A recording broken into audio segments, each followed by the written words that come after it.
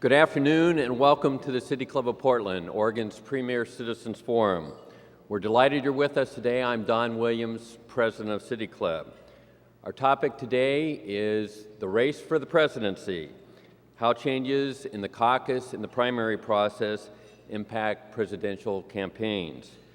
Our speakers today are political consultant Lisa Grove, Lewis and Clark professor Robert Eisinger, and the moderator will be Rod Gramer, Executive News Director at KGW. First, a few quick announcements. How many of you have made your reservations for the State of the City address next Friday by Mayor Tom Potter? Remember, this year our program is going to be in the Jefferson High School auditorium rather than at the Governor Hotel. The doors will open at 11:30 and the program will start at 12:15. There's no lunch service, however, refreshments are available for purchase. Reserved seats are $5 for the State of the City, and general admission is available at the door, and there's no charge for those. You can still make your reservations until next Wednesday by calling the City Club or online. Space is filling up, so act quickly. And due to limited parking, we would like to encourage you to use mass transit options. In fact, there's a free shuttle that will be leaving from downtown and from the PCC Cascade campus. You can check your City Club bulletin for details. The new Leaders Council invites you to attend Young and Elected. It's a discussion with Gresham Mayor Shane Bemis. At 34, he became the youngest mayor to serve the city of Gresham, which is Oregon's fourth largest city. That's next Wednesday, June 16th, from 6 until 7:30, and it will be held at the Lucky Labrador Beer Hall on Quimby Street. The cost is $5 per person, and I have a feeling that probably doesn't include refreshments. RSVP to Kim at the City Club office. For the benefit of our radio and television audiences, please turn off your cell phones or other electronic devices. And speaking of broadcast today, we want to recognize one of our broadcast partners, which is Oregon Public Broadcasting. Each week, the Friday Forum is aired on OPB radio at 7 o'clock on Friday evening, and it's estimated that about 15,000 people gain the educational value of our programs by listening to the OPB rebroadcast. And we're very pleased today to have Steve Bass, who's the president and CEO of Oregon Public Broadcasting, in our audience. And please welcome him and show our appreciation for OPB.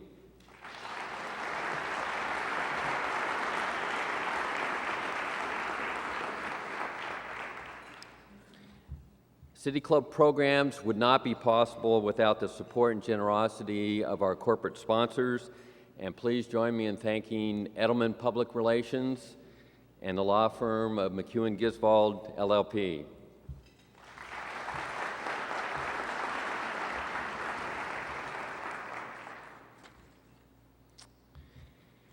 Change. This word is very prevalent in presidential campaigns. For example, one candidate stated, "Some people talk about change, others cause it." Well, that quote is from Hubert Humphrey's campaign in 1968 when he campaigned for the presidency. Maybe things don't change quite as much as they appear to. Perhaps the rhetoric has not changed very much, but there have been many dramatic modifications in campaign strategy, the timeline for presidential campaign, and media coverage. For example, in September 1960, Senator John Kennedy and Vice President Richard Nixon squared off in the first ever televised presidential debate. It was the first of 4 great debates, and this gave voters their first real chance to see their candidates in competition.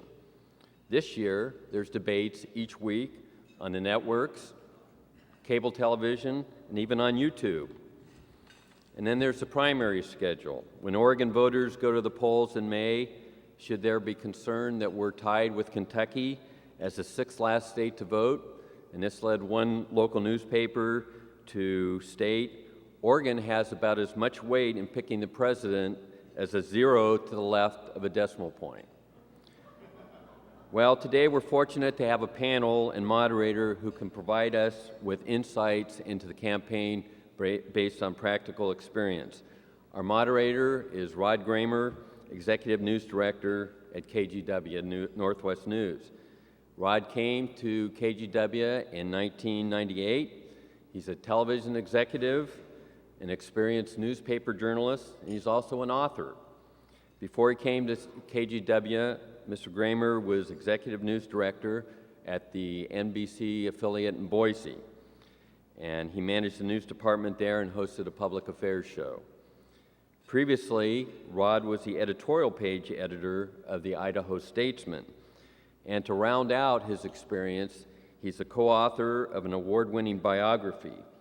His book was published in 1994, and it's entitled Fighting the Odds, The Life and Times of Senator Frank Church. I'm also proud to say that he has a connection with City Club, and in 1994, he was a founding board member of the Boise City Club, and he's a new member of the Portland City Club. Now, if we could have waited about 20 days to have this program, Rod would have come to us in high definition, and that's the date that KGW makes its conversion to high def. Please join me in welcoming Rod Gramer.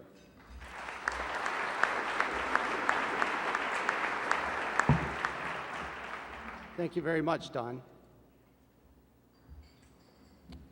Well, we're lucky today to have two distinguished people to comment on the presidential campaign. Lisa Grove is the founder and the principal of Grove Insight and has been a lead strategist for political candidates, nonprofit organizations, corporations, and labor unions. She has a reputation for rock-solid research, successful communication, and outreach programs. She has worked on 63 ballot initiatives. So far, she has won 56 of those, so her batting average is pretty good. She has worked for several successful politicians over the years, including Al Gore, Ron Wyden, and Governors Ted Kulongoski and Barbara Roberts. Before starting her own company, Ms. Grove was vice president at the Mellman Group in Washington, D.C. She is a native of the Northwest, and she graduated from Lewis and Clark College. She's an avid outdoorswoman who lives in Lake Oswego, and she's married and has a son. Robert Eisinger, our other guest today, is political science professor at Lewis and Clark College, where he teaches political science and specializes in public opinion, presidents, and the media. He's the author of numerous works, including a forthcoming article on embedded reporters in the 2003 Iraq War, and the evolution of presidential polling, published by the Cambridge University Press in 2003. Professor Eisinger graduated from Haverford College, and he holds a master's and a PhD from the University of Chicago. Before joining Lewis and Clark College, he was a research associate and adjunct faculty member at the University of Maryland and at the George Washington University. He's a political consultant or analyst for several media outlets here in Portland. Obviously, he's a political junkie. He says he loves jazz, and he describes himself as a mediocre golfer. So I guess he can be in the club with me and many other people in that regard. Please welcome Ms. Lisa Grove and Professor Robert Eisinger.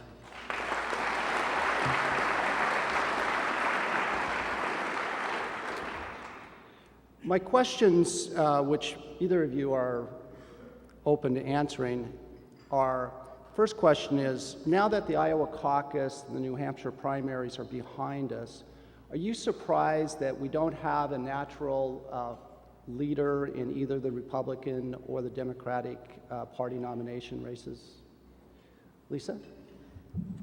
Not at all. Both races have been hotly contested, and voters are being very careful about the decisions they make. And one of the things that we need to keep in mind as we think about this electorate is that they are very substantive, and they will not be taken for granted this cycle. They're very discerning. Democrats want a winner who's going to occupy the White House, And even Republicans have become disenchanted with their president. The so-called debates on the Republican side, I think, have amounted to a contest of who can most distance themselves from the president.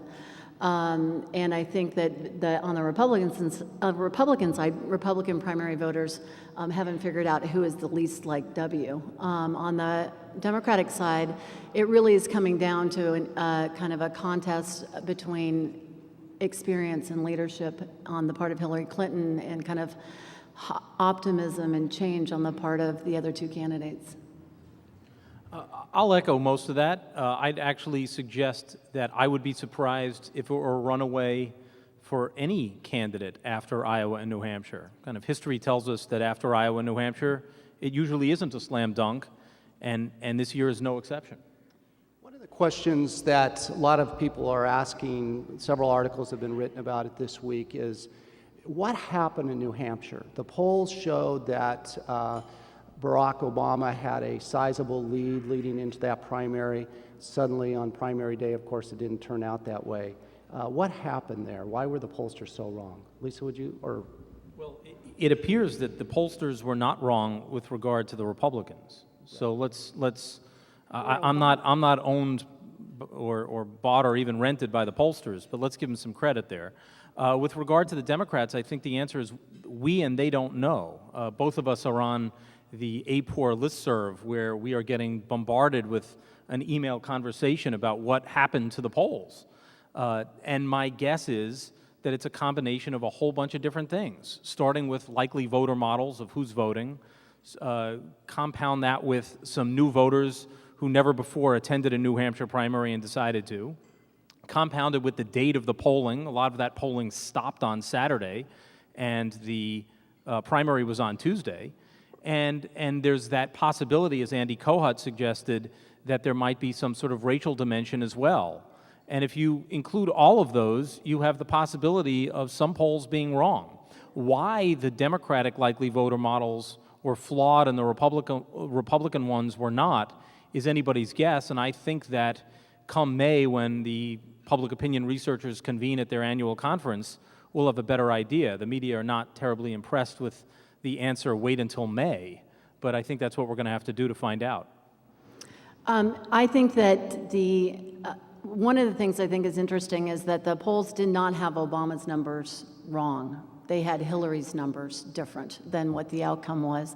I don't buy the racial argument. I've tested and worked in a lot of races where ethnicity was a factor, and I've never heard voters change their minds to pollsters. I don't buy that.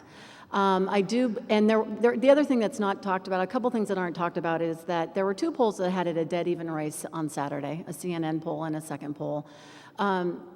And Hillary Clinton had a huge lead coming into the final week before Iowa. She had a double-digit advantage. And what isn't being reported is how close Obama got this race. And it looks like she, had a big win. The fact is, she had a big lead and ended up having a narrow victory. There was some message correction on her part, and it wasn't just the tear ducts. She started talking like a senator and less like a first lady. She started touting her accomplishments. She asked a fundamental question, which is, do you want a doer or a dreamer? And I think that had a huge impact. I also think there may have been just a little mini honeymoon with some of those uncommitted voters after Obama's fantastic, as David Gergen called it, soaring speech coming out of Iowa. And they kind of took a look at him and said, and these are the uncommitted folks, and said, no, I think I'm going to go with her. We also can't overlook the fact that Emily's List, a pro-choice organization committed to Clinton, turned out 54,000 women for Hillary. A lot of those were new voters. And so I think that, there's a lot of conspiracy theories going on right now. I think a lot of it had to do with mechanics and the work on the ground. Hillary had botched her field program in some ways in Iowa. She turned out women that ended up voting for Obama. And I think they made some course corrections like all good campaigns do. There's been a lot of discussion this week about what you might call Hillary Clinton's moment. She was meeting with some voters, and someone asked her how she gets up in the morning and continues campaigning. It looks like during the tape of that session that her eyes welled up. She gave a very heartfelt answer to that.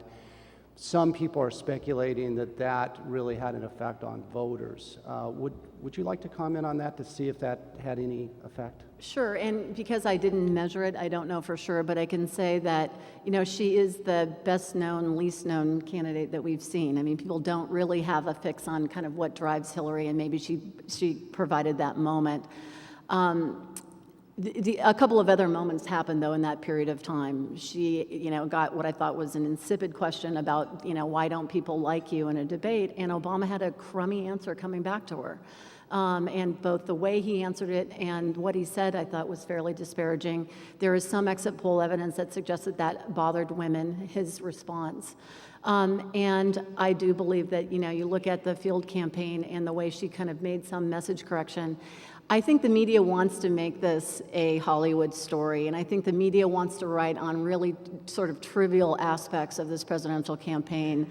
And I'm very hopeful that we're not going to be talking about kind of tears and the way that we conduct ourselves as a woman. I find it fairly offensive, and especially when you're talking about fatigued candidates. And I really hope that we're going to get to go back to the issues as we move forward.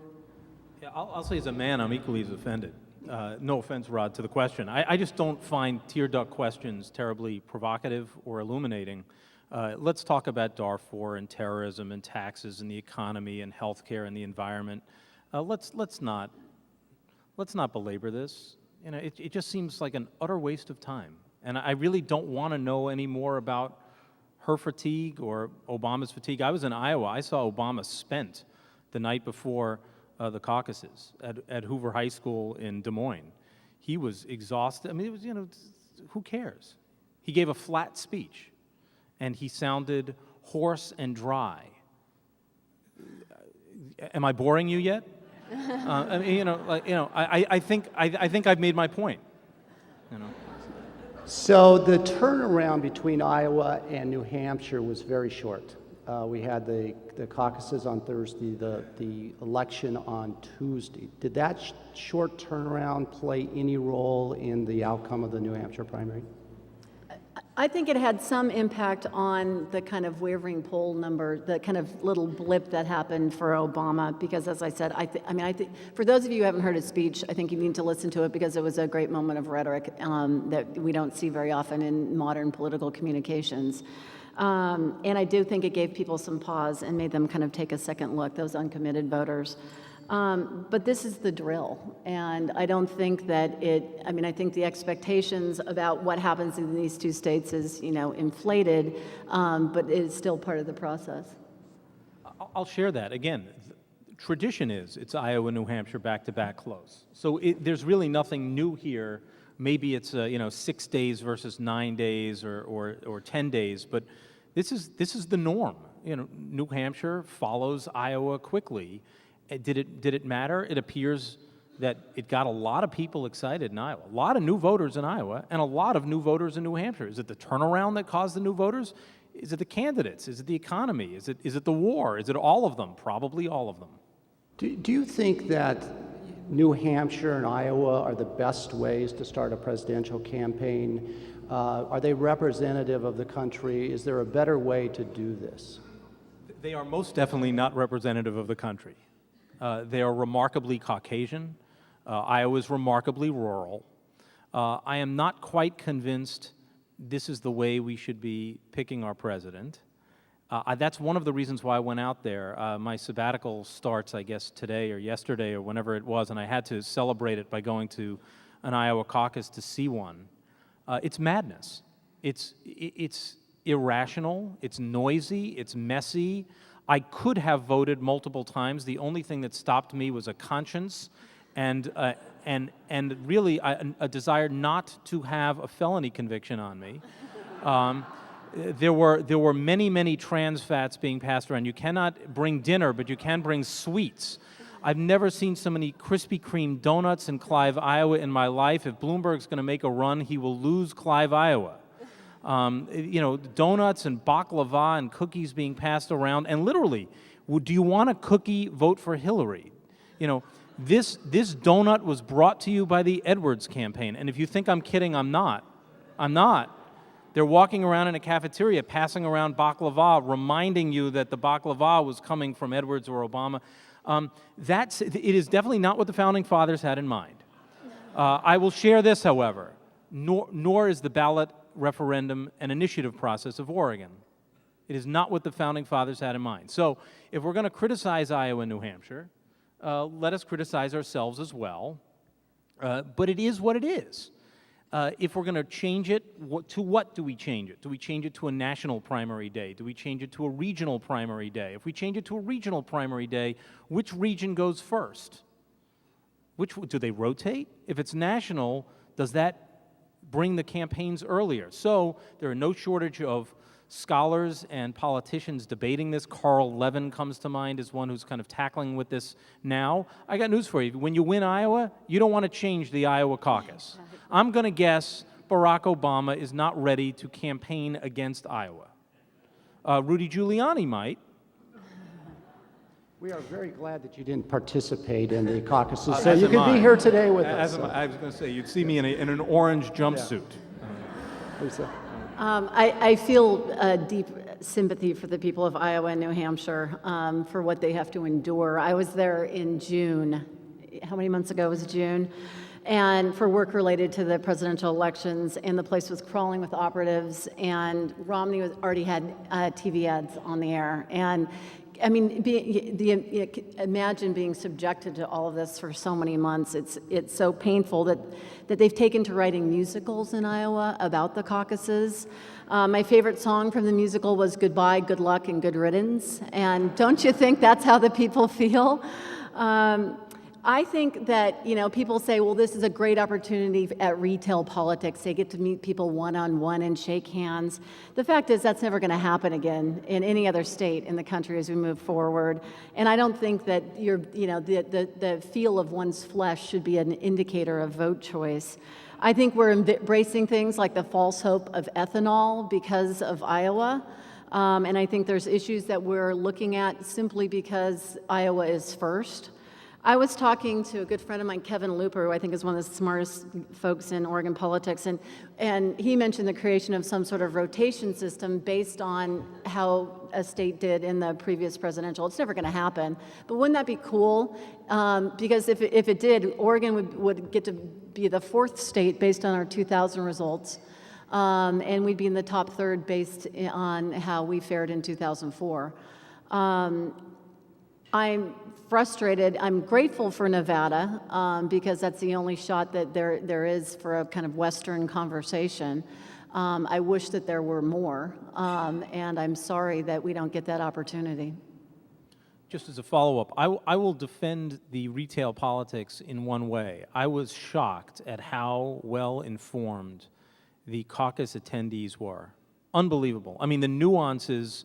I was asking every question I possibly could. Who here is a first voter? How are you going to vote? Why? And you had people answering questions like, well, Obama's health care plan isn't exactly a mandate.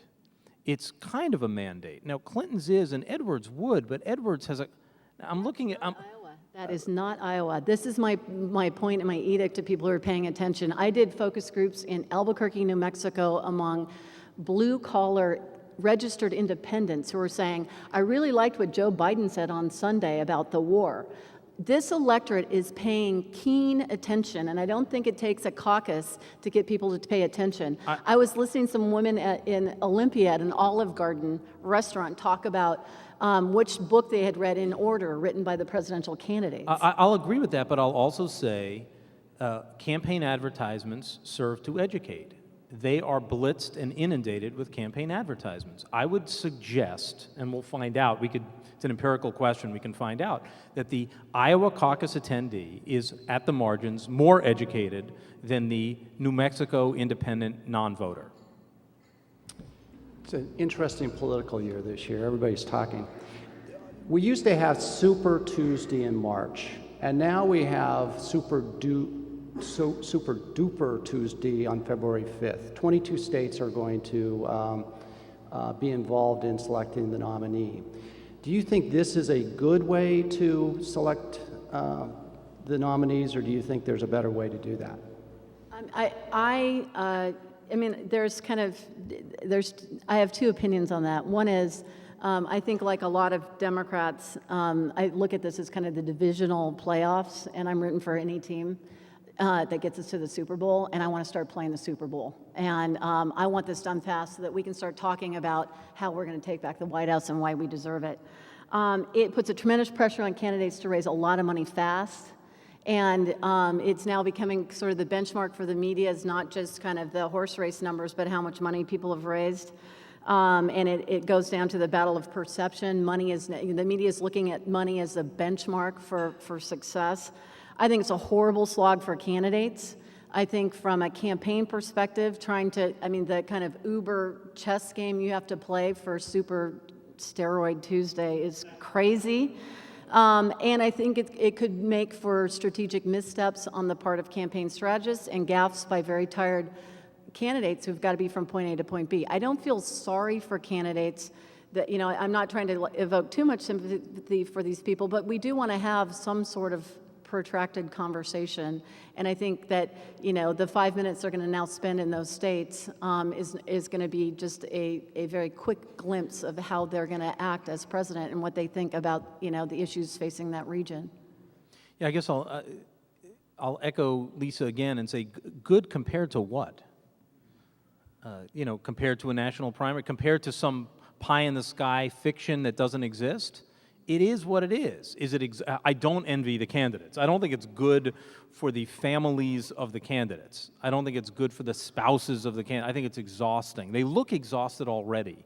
I don't think it's terribly, I don't think it's making campaigns cheaper, a Super Tuesday. It's just generating more fundraising campaigns.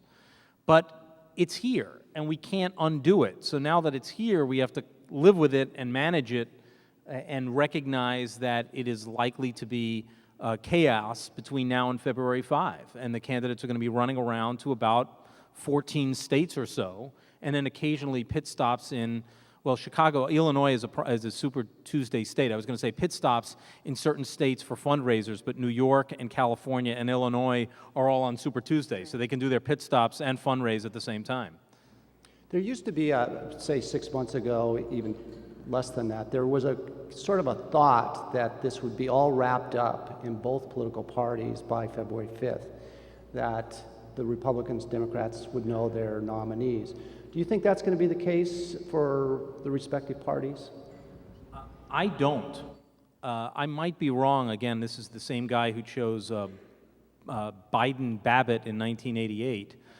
So I'm on the record of being a much better poker player than I am presidential predictor. I actually think there's a very good possibility that this goes down to the wire and maybe to the convention. I scribbled about this, and maybe it'll get published somewhere, about the scenario of Clinton gets New York and New Jersey, Obama gets Illinois, maybe Obama gets California, maybe he gets Arizona, who knows, and you split them up on Super Tuesday, and all of a sudden Oregon is in play. It's conceivable. It's also just as conceivable that somebody runs the table soon enough, that if on Super Tuesday one candidate gets more than a majority, but a super majority in many of those states, he or she wins and it's game over. But I can imagine this going much further than many of us thought, like you said, 6 months ago.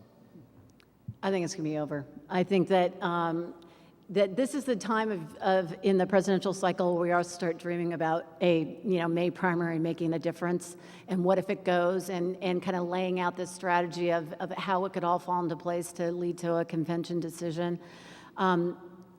There are too many people, as I said, who want to get to the big show that are on the funder side that are going to try to help make sure that a nominee happens sooner rather than later. And I just can't see it not being over by February 5th. Every state seems to respond differently. Iowa and New Hampshire are good examples of that.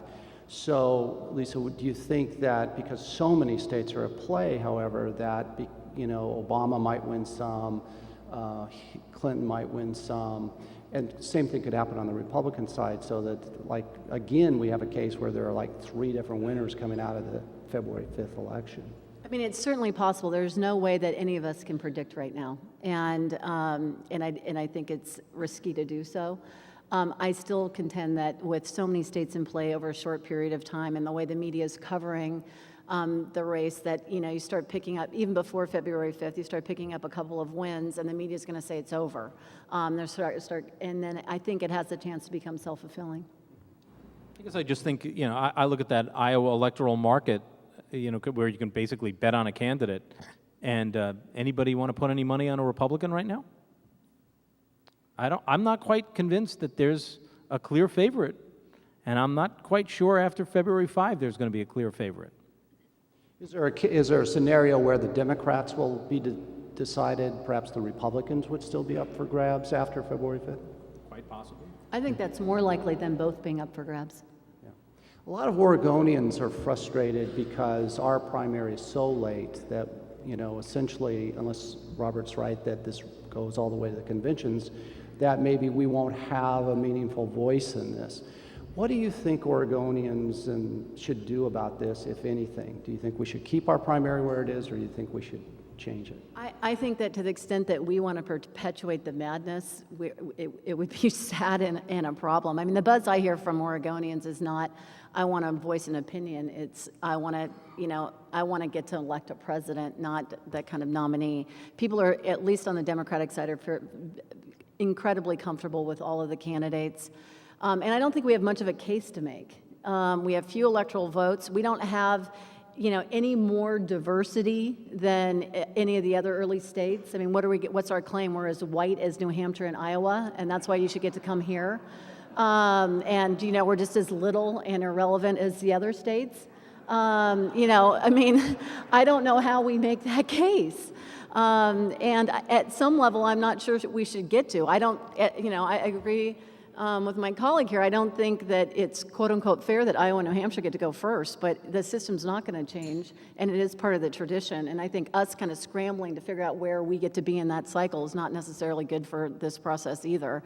As I said before, I'm glad at least we have Nevada so that we can talk about some of the issues that are important to the West. Yeah, beware of what you desire. If you really want to be early, it might generate a little revenue into the state, the hotels, restaurants. The Olive Gardens were doing very well in West Des Moines, but I'm not quite sure that's something the Oregonians really desire right now. Could be swimming in Krispy Kreme donuts, right? So this is an election where... Right. Bran muffins. Yeah, bran muffins with fair trade coffee. So this is an election where we have a black candidate, an African-American candidate who could be his party's nominee. We have an election where a woman may be the first nominee of her party. And on the Republican side, we have a case where a Mormon has a very good shot at being the first Mormon nominee of his party. What role do you think race, gender, religion has played in this campaign so far, and what role do you think it'll play in the future as it unfolds? Don't think it's as big of a role as the media seems to want to think it is. Of course, there are going to be people who won't vote for either one of them on the basis of what they look like. Just like there won't be people who vote for Baptist ministers or Republican governors from Texas. I think the conversation is something of a put down to voters because it says that we only look at what someone looks like. The fact is, Obama right now represents change and optimism, and Hillary's running on experience and leadership. And those are what people are looking for and looking at and how they're making their decision. One of the interesting side notes, I think, about Hillary Clinton is that she right now is more inclined to be perceived as a leader than the two guys she's running against. Leadership is generally considered a masculine trait by voters. And I think it's very telling to gender politics that the woman in the race owns the leadership dimension so much more than the men. And I think it suggests that gender is not going to play the role that we think it is. About the other factors, any? I mean, I just think it's going to be one of those things that people consider as part of this. I do not buy the story that any of the Democrats can't get to the White House on the basis of who they are. A couple of comments. One, the question is provocative. How does race, gender, and religion play out? What do you mean by play out? It's difficult to study, analyze, or live American politics without at least conceptualizing race. Race is part of the American political fabric. It's not going anywhere. So when we say play out, are we talking about will Caucasians vote for an African American candidate? It appears that they have. The citizens of Illinois have. Citizens of Iowa have.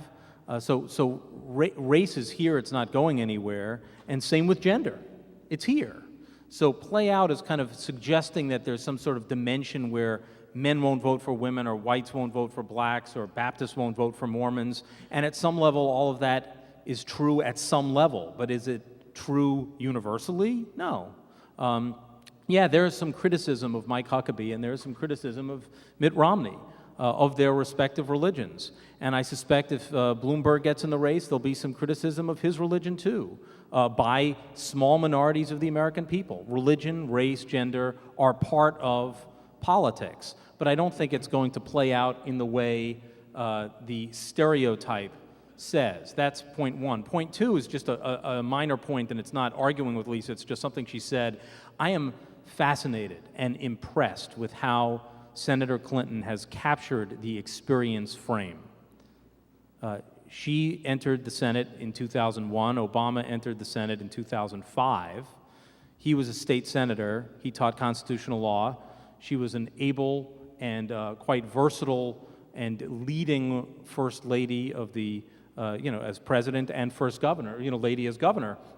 None of those two candidates has the quote-unquote experience of many of the Republicans. And yet she has masterfully defined herself as experienced. And I think that's just something to think about. State senator, junior senator, first lady, junior senator, she's experienced. Don mentioned in his introductory remarks that in 1960, John Kennedy and Richard Nixon had the first televised debates, and there were just a few of those. We've had debates since last summer among the candidates on the cable networks, on other networks, on YouTube. How do you think the debates have affected the campaign so far? I think, first of all, as a person who, works for candidates, they're nothing but risky business because they're uncontrolled environments. They require fast thinking, a lot of prep time, an opportunity to say something really stupid, especially given how fatigued the candidates are. Unfortunately, the debates don't seem to be used to measure candidates' plans or substance on issues. That's traditionally how I wish they would be used. They seem like they've turned into kind of insipid questions and shallow sound bites. Charlie Gibson the other night I saw asked, if the United States got attacked, what one regret would you have if you were president? And I just wanted one of the candidates to say something like, I never tried ecstasy, or I didn't ask Brad Pitt out on a date. I didn't have a six-pack of Coors and a bag of Cheetos nearby. I feel like, these questions deserve this kind of response. And I think, I sort of like the YouTube kind of mix it up nature of some of these debates. But I don't think they're achieving much of a purpose. Yeah, I would rather watch Ernest Borgnine cough. I think they're insufferable. They're not debates. You can't answer. Look, the world's a complicated place. We're asking people questions. Solve the tax code in 30 seconds. What are you going to do about terrorism? You got 45 seconds. One of the GOP debates it reminded me a little bit of my days when I was in Hebrew school and when I took a class at the Divinity School at the University of Chicago. There were more questions about theology and eschatology than there were about kind of what you would do given various scenarios about the military. It was fascinatingly religious. And I was wondering, what exactly, where do you stand on evolution? And when you've read Leviticus, what exactly did you mean? I was like, why are they asking these questions? Somebody asked, I think it was in Las Vegas, to the Democrats, they asked Senator Clinton if she preferred pearls or diamonds. What a stupid question. And why are we legitimizing it? I mean, actually, Charles Gibson also really disparaged himself. He said it in New Hampshire. He said, surely a couple, both professors in St. Anselm College, make $200,000 a year. Well, the professor and me just started laughing. Divide by two, Charles. I mean, I was just like, they don't know. They're asking silly questions. It's silly season, and I would say, fortunately, most of the American people are not political junkies and are not watching them. So we've criticized, well, we haven't criticized the door-to-door campaign, but we've said that that's what you can do in small states.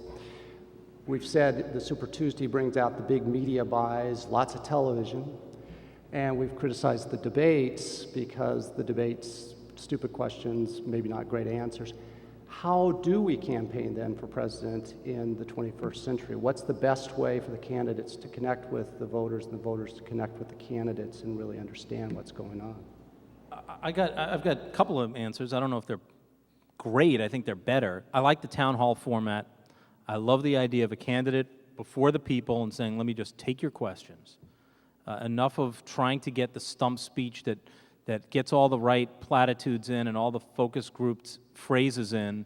The town hall works. And then there's the Tim Russert, Charlie Rose format. You, a good questioner, and an hour. And whether it's Terry Gross or Ray Suarez or Juan Williams or Rush Limbaugh or whomever it is in the radio booth, an hour and a half asked really tough questions for a long period of time. You get a sense of who the candidates are, and then the town hall meeting. But the propping them up, and again, while we're on attack mode here, I don't think Fox News distinguished itself by winnowing away the candidates recently by only inviting some people to the debates and not others. This is silly. And again, you can't answer complicated questions about the economy or the environment or healthcare or terrorism in 30 or 45 seconds. So we shouldn't ask them to. I think that's absolutely right. I think technology has a huge impact here, too. I mean, the fact is, you guys now heard me say this 17 times, voters will go to websites and read people's plans. And the candidates are putting out more substance, and the substance is being read, it's being scrutinized. The amount of people who really did look over the health plans being proffered by Clinton, Edwards, and Obama is stunning. And so we have webs, for people to go to and understand. I think the blogging community has created a different kind of news cycle and a more participatory process. I think time will tell whether or not that was a positive or negative on democracy, but it's here. And people are college students in Boise downloading podcasts of candidate speeches. I mean, people are paying attention, and I think we don't have to go out of our way to try to have that conversation. I think they're really ready and eager for it. Last question from me. I'd like to ask, you've both got a lot of experience following politics, studying politics. What do you think is going to happen in the respective parties? Who do you think ultimately will be the nominee, and why do you think that person will eventually emerge? I am a data-driven girl. I'm a pollster. I'm not going to give projections without my own numbers. I think it's sort of irresponsible to do that right now. The one prediction I will make is that the Democrats going to take it in November. I'm shocked. Going out on a limb. Yeah, go. Again, I don't have the data, and I could guess just like everybody else. I guess one guess, and it's just a plausible one, but I just assume be wrong. I think it's McCain. I think he's going to be the last man standing. They ruled him out for dead 6 months ago. I did see him in Iowa as well. I saw Obama and McCain, and you wouldn't know McCain is in his 70s. You wouldn't know he's slow of foot. He's enjoying it. He's relishing the moment. I actually think he likes this, and I think his volunteers like it. They're having fun. That doesn't mean he's going to win, but if you look at the alternatives, one can craft or navigate a plan where he wins, and I think the Democrats, it's up for grabs. Thank you very much. Don?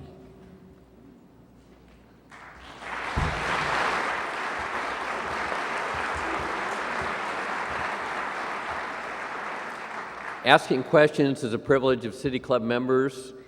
Please limit your question to 30 seconds and make it a question rather than your own personal campaign speech.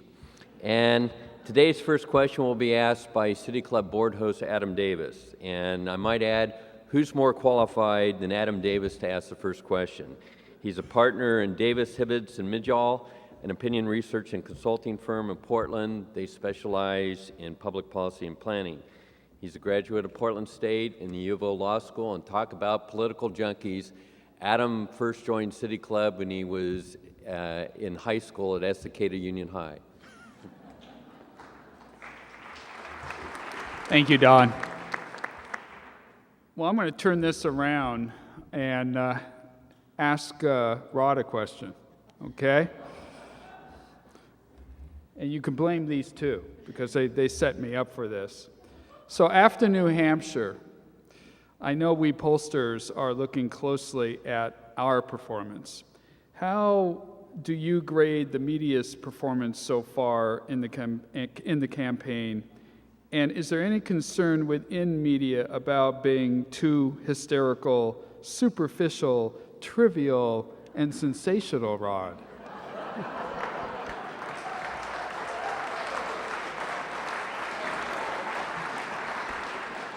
Should I just answer yes or no to that question? Diamonds or pearls? Well, this is an unscripted moment, as they say. Well, I think it depends on what you're saying about the media.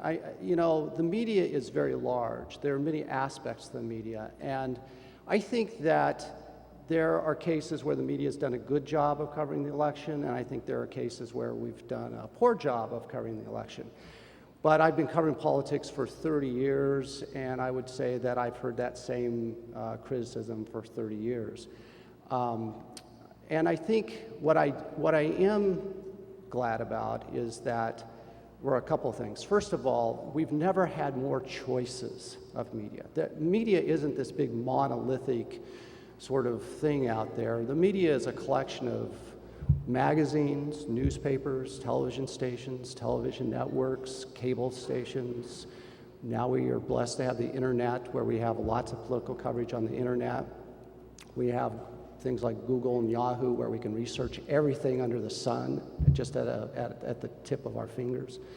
And I think that what I'm glad about is that there's so much out there for people. If people want to be educated, and Lisa sort of alluded to this, people want to be educated, they can be educated. They don't have to look at Fox News, they don't have to look at CNN, they don't have to look at News Channel 8, the Oregonian. There are so many choices out there, and I think that's a really positive thing. And in that rich sort of landscape of media, you're going to find media that is really good, and you're going to find some media that's not so good. But that's why voters can make up their own minds about what's good and what's not good. So to answer your first question, I think that, yeah, we can be criticized. And in some ways, I think we should be praised too. And I understand that some of the debates are superficial, and I also understand that you can't talk about the U.S. tax code or the war in Iraq in 30 minutes and in 30. But I, for one, am glad that there are more debates and not fewer debates, because the average citizens I've been talking to are following those debates and really, truly appreciate the debates. For example, I have friends here in Portland. They follow politics a lot. She's a Democrat, he's a Republican. They sat through that entire New Hampshire debate where the Republicans, Democrats, and they loved it, And so those are just voters. Now, the other thing I'm glad about is that the voters really are taking this seriously. As both people said, the voters are really following this election. Whether you're in New Mexico or Iowa or Portland, Oregon, the voters are really focused on this election. They really care.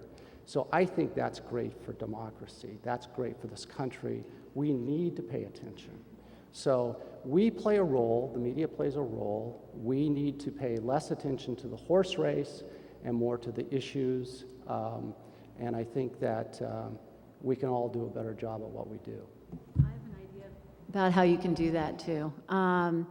When you look back at the last presidential cycle, the Swift Boat veterans hype got the lion's share of its momentum, not from a paltry media buy, but by the news coverage. And by doing a content analysis of how the media covered the last election, it is easy to discover that there was more time spent on Kerry's war record than on the war in Iraq. And my edict to the media is do a weekly content analysis of your presidential coverage and see, what are the stories that you're covering? Take a review and from an editorial perspective say, is it about the fluffy stuff or is it about the substantive stuff, and make some corrections. I think that would be an easy, inexpensive way to kind of look at this process. I feel like we've got this flock mentality in it, and it's not our wonderful local folks. And Rod, your answer was right, and you were so brave to answer it.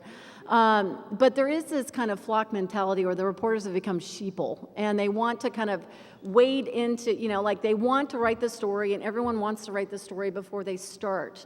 And I think they've got to kind of, and one of the things, they saw people at the Obama rallies, a huge turnout of people at the Obama rallies. One of the things that Obama was asking people at these rallies is, how many people are undecided, and between a third and half the people raised their hands. Okay, those aren't Obama voters, they're people coming to kind of kick the tires. And what the media did was they saw lots of people for Obama. This is self-fulfilling. And the other thing is, I understand there was problems with the polls, but try to figure out some set of objective measures to look at how we're going to look at candidate viability. It seems like it comes down to two things now: poll numbers and dollars. I think there's probably more. I think those are fine measures. I think there's more to add to the mix.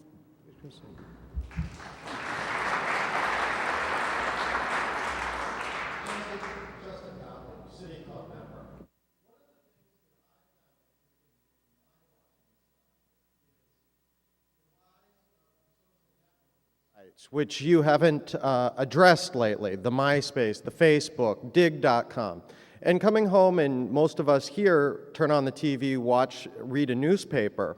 My girlfriend, who's at that 18 to 25 demographic, she comes home and her homepage is set at dig.com. And that's where it seems to me that generation is getting all of their information. And what effect is that going to have on this election and even as those voters mature and looking into the future? Lisa just said, do you want to go? And I think the answer is, I guess I'm going. I think you're onto something, but I haven't studied it, and I think it's a phenomenon we're going to have to study, that more and more young people are getting information from what we'll just use the phrase non-traditional sources. And those non-traditional sources are now becoming traditional. So they're learning about candidates through web pages and not necessarily Clinton for president or Edwards for president or McCain for president web pages, but Facebook type things, and creating kind of networks there. And how's it going to play out? My guess it'll be more and more the norm. And I think this is going to be the new retail politics. I mean, the one thing you ask a voter under 50, ask them to show up and volunteer anywhere, and they'll go, nah, I don't think so. But what they will do is email 10 friends. There are these kind of virtual precinct captain kind of approaches that are being done. And I think that Obama used that very masterfully in Iowa.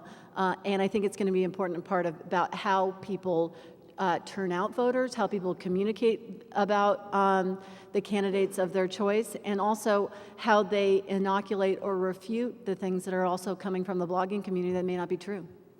Before we get the next question, I just thought of something.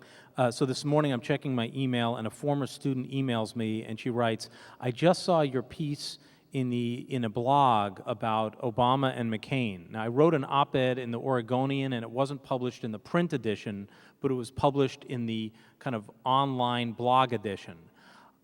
I think it's easier to solve the Rubik's Cube than it is for me to find that piece myself. How she found it is beyond me. And then she told me what she's up to and where she's going, and her boyfriend's going to law school, blah, blah, blah. That she found this thing. I mean, I doubt she's waking up in the morning and saying, gee, I wonder if Professor Eisinger wrote a piece about John McCain. So there it is. She's reading the blogs and reading in the internet about politics. And I think she's probably, more the norm than the exception. I'm Edward Hershey. I'm a City Club member. I have a question about the seemingly unprecedented length of the campaign and volume of media coverage. Wednesdays and Thursdays, New York Times looked more like the first and second day after the November election, not the first primary. Is there a chance that even a political junkie will be overdosed by Labor Day? And what effect will all of this coverage have on the traditional fall campaign? I think that you've made a very good point. And one of the things that's going to happen, I think, is we're going to make it even more so, because I think George Bush started hitting John Kerry, I think, on March 4th, 4 years ago. And it's coming, people. And so you add this kind of intensive media coverage with this intensive campaign, and I'm sure that it's going to be negative on both sides. And you are going to have voters, I think, starting to disconnect.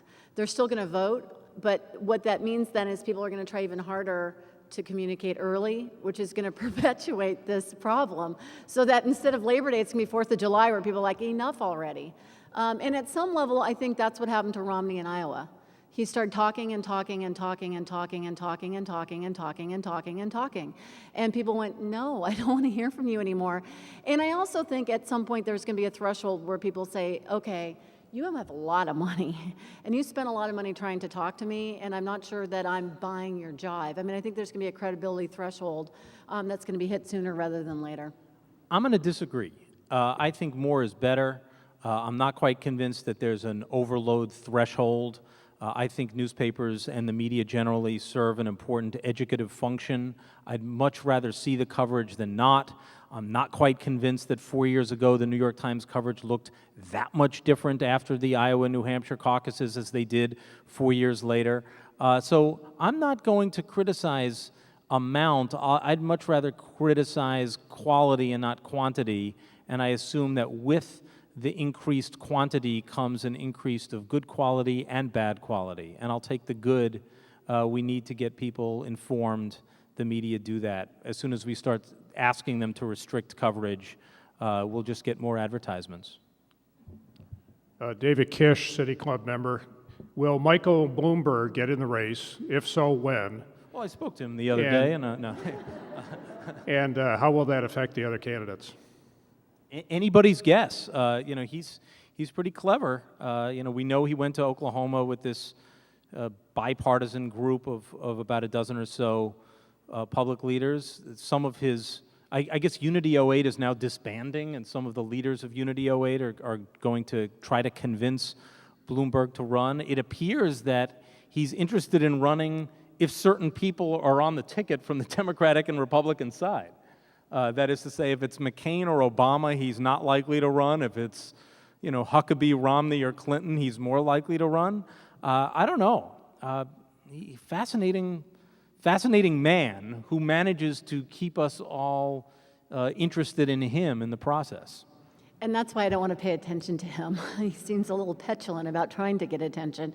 The thing that I worry about the most is the big wallet. And this guy could, very, very single-handedly completely change the debate and the terms of the debate going into the presidential election. When you have the kind of money, and he's talking about, potentially self-financing to the tune of hundreds of millions of dollars. He's got Corzine money. And, when we are talking hundreds of millions of dollars, it's just, that creates a lot of discomfort with me. We have time for one very quick question and quick answer. Weber, City Club member. This is a follow-up on Justin's question about the younger voting demographic. 4 years ago, Howard Dean got the attention and the participation prior to the election of a lot of younger voters, but they didn't turn out to the polls in the numbers we expected. Obama has a much stronger on-the-ground campaign to activate those people. Do you actually expect to see more younger voters coming out this election cycle? Yeah, absolutely. I mean, and that's one of the really nice things about this this primary process right now. We've got younger voters voting at a higher number in Iowa, participating in caucuses in a higher number. We have women. 57% of the New Hampshire primary electorate was Democratic electorate was made up of women, and I do think we're going to see kind of changing contours of the primary electorate as we move toward November and through the primary process, and I think it's very exciting. Yeah, I mean, Democrat and Republican side, the young voter turnout's up, and there's no reason for us to think it's going to, turn off in the next week. They're also a demographic that is most concerned about the war, and when you're of a draft voting age, you're going to show up and participate. Rod, Robert, Lisa, thank you for an excellent program. We're adjourned.